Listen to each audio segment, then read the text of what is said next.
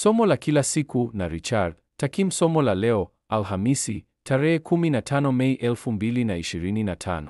Na kijana Samueli alikuwa akimtumikia Bwana mbele ya Eli. Neno la Bwana lilikuwa adimu siku zile, hapakuwa na mafunuo ya kawaida. Ikawa wakati huo, Eli alipokuwa amelala mahali pake, na macho yake yalianza kudhoofika hata hakuweza kuona, na kabla taa ya Mungu haijazimika katika hekalu la Bwana, ambako sanduku la Mungu lilikuwa, na Samueli alikuwa amelala, ndipo Bwana akamwita Samueli. Akajibu, mimi hapa.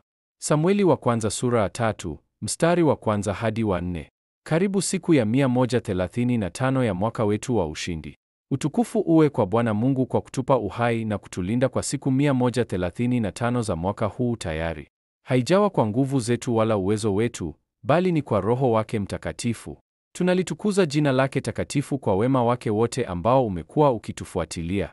Maisha yetu ni ushuhuda kamili kwamba ikiwa wema wa Bwana unakufuatilia, hakuna yeyote anayekufuatilia atakayekufikia. Wanaweza kuwa na mwendo wa haraka zaidi, lakini hawatakufikia. Watakutana na wema wa Bwana, nao utawashughulikia. Tunamzungumzia nani asubuhi ya leo? Nataka nikwambie, ikiwa mtu yeyote yuko juu ya kesi yako, usijali. Ishi tu siku zako kulingana na mapenzi ya Mungu kwa maisha yako. Usiruhusu lolote wanalofanya dhidi yako likuvuruge. Biblia inasema, tuseme nini basi juu ya mambo haya? Ikiwa Mungu yuko upande wetu, ni nani aliye juu yetu? Yeye ambaye hakumwachilia mwanawe mwenyewe bali alimtoa kwa ajili yetu sote, atatupaje pamoja naye vitu vyote bure? Ni nani atakayewashitaki wateule wa Mungu? Ni Mungu ndiye mwenye kuwahesabia haki. Warumi sura ya 8, mstari wa 31 hadi wa 33. Hivyo, wanaweza kuwa werevu zaidi, hatari, wabaya, wenye nguvu au kasi kuliko wewe, au wamepangwa vizuri dhidi yako, usijali. Tembea tu kwa haki mbele za Bwana, na kumbuka daima kwamba wema wa Bwana unakufuatilia licha ya wao pia kukufuatilia. Ndiyo, wema wake upo kati yako na wao. Vita si kati yako na wao, bali ni kati ya wema wa Mungu katika maisha yako na wao. Kwa hiyo, ikiwa mtu yeyote anakukimbiza ili kukua, kuiba au kuharibu, hawataweza kukufikia kwa sababu watakapoingia katika eneo lako, wema wa Mungu katika eneo hilo utakamata nia zao mbaya. Mungu anasema katika neno lake, nitakufanyia wema wangu wote upite mbele yako, nami nitalitangaza jina la Bwana mbele yako, nitamrehemu yule nitakayemrehemu, na kumhurumia yule nitakayemhurumia. Kutoka sura ya 33, mstari wa 19. Andiko hili linatufunulia njia zaidi ambazo wema wa Mungu hujidhihirisha katika nafasi zetu. Kuna nyakati ambapo Mungu hufanya wema wake upite mbele yetu ili wale walioko kinyume nasi waanguke mbele yetu. Hili ndilo adui wa roho zetu hajui. Jambo jingine ambalo hajui ni hili, hajui kwamba mtu akiwa katika agano na Bwana, Mungu huanza kufanya wema wake upite mbele yake. Hicho ndicho tumeendelea kushiriki. Mungu huwa na rehema na huruma juu ya mtu huyo, na kuhakikisha kwamba uovu wote unaomkimbiza mtu huyo hauwezi kumfikia. Jambo jingine ambalo adui hajui ni jinsi ya kushughulika na watu ambao Mungu yuko upande wao. Historia inaonyesha jinsi amekuwa akifeli katika hili. Sababu ni dhahiri. Mara zote huwatazama kwa ubinadamu wao, udhaifu wao, mitindo yao ya maisha, na wakati mwingine dhambi zao. Ukiwaangalia watu wa Mungu kwa vigezo hivyo, unaweza kudhani Mungu yuko dhidi yao. Jambo la kosa la kufanya kwa watu walio na Mungu upande wao ni kuwatukana, kuwasingizia, kuwashambulia, kuwachafulia majina au kujaribu kuwaangamiza. Mungu huwa na subira kwa muda, akikufanya uamini kuwa anaunga mkono matendo yako. Unaweza hata kudhani yale mabaya unayowafanyia ni agizo la Mungu maishani mwako. Kisha huja wakati ambapo hanyamazi tena bali huinuka kama mwanamke anayejifungua dhidi yao. Bwana na akujibu siku ya shida. Asiache adui afurahie juu yako.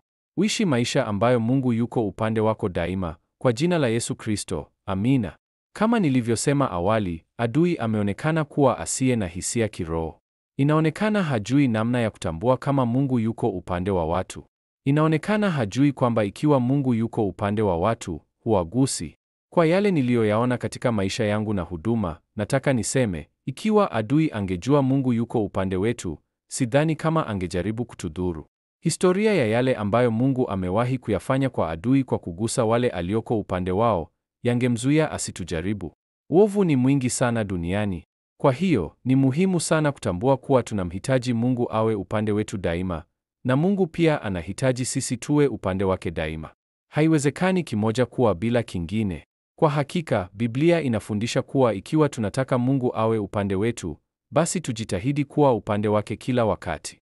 Yeye kuwa upande wetu hututunza sisi na maisha yetu hapa duniani, lakini sisi kuwa upande wake husaidia kutekeleza mapenzi yake na njia zake duniani. Labda hili litaweza kusaidia nikilishiriki nasi.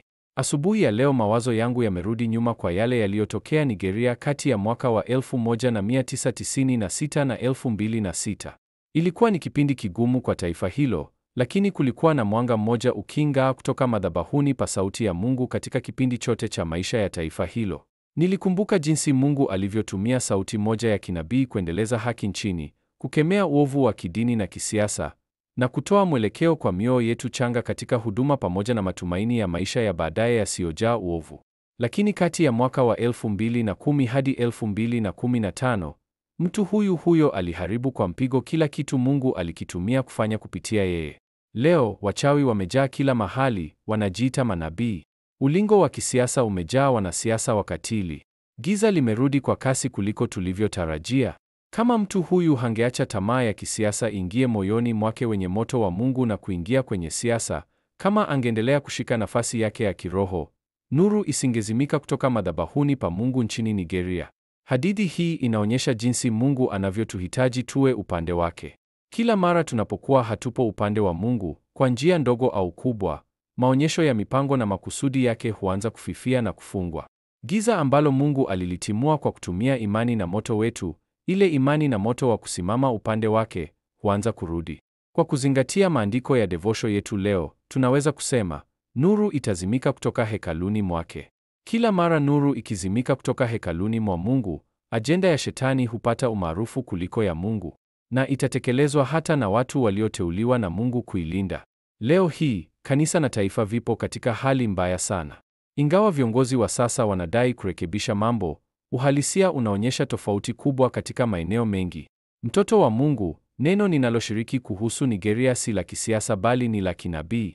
Katika mpango wa Mungu, kinabii ndicho kinachopaswa kuunda kisiasa, si kinyume chake. Ndiyo maana wafalme waliwekwa au kuondolewa kwa nguvu za mavazi ya kinabii katika siku za Biblia. Leo tunawaona wanaojiita manabii au sauti za Mungu wakiorganize maandamano ya kisiasa au hata kuingia siasani wenyewe. Rafiki, neno la Bwana asubuhi ya leo ni wazi. Mbingu inatuita turudi mahali pa kuwa upande wa Mungu na yeye kuwa upande wetu. Tubu uchafu wote wa mwili na roho, na uache maisha yanayokuondoa upande wa Mungu. Mungu anahitaji imani na moto tunaopata kwa kuwa upande wake ili kubadilisha mambo katika dunia yetu yenye giza. Ni maombi yangu kwamba tutasikia sauti yake asubuhi ya leo. Amina. Fanya andiko hili kuwa tafakari ya ziada leo. Ndipo Mose akasimama kwenye lango la kambi, akasema, mtu yeyote aliye upande wa Bwana aje kwangu. Wana wa Lawi wote wakamkusanyikia. Kutoka sura ya 32, mstari wa 26.